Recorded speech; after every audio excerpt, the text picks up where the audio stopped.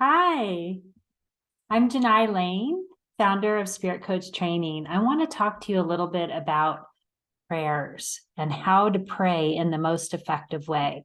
And I can say that I've been experimenting with this for over a decade. I've read the research, I've formed groups, I've done healing circles where we prayed. I have really perfected the art of prayer over these many years. And some of what I discovered is now backed up by scientific research. So it's so wonderful when that happens, when your experience matches what is now scientifically proven. So I'm going to give you a few simple tips to help you when you're praying. And one of the things that I want to say first about prayer is that when you pray for someone or something, you also are receiving. In fact, in studies, they found that people who pray receive even more than those that are being prayed for. So it's a really worthwhile practice. All right. So the first thing that you need to know is to pray with your heart, not your head. Your heart has an electromagnetic field that is 5,000 times that of the brain. So you want to really get rooted in your high spiritual heart.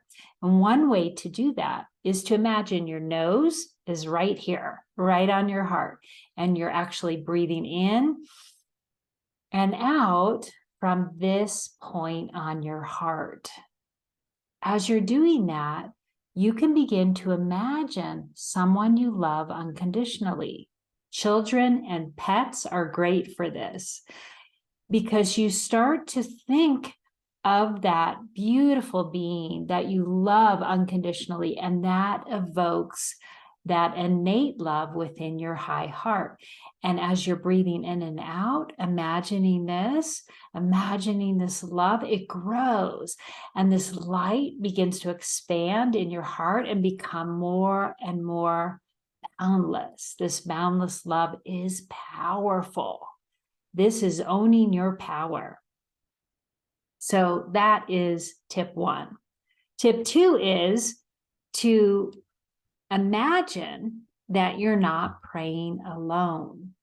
So call in the ascended masters, the mystics, the saints, the angelic realms. Call them in and pray with them. Ask for their help.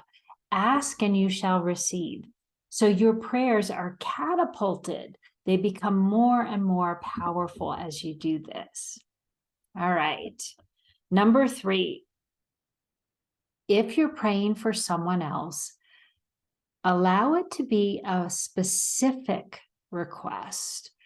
And then imagine that request as it has already happened. So let's say someone broke their leg.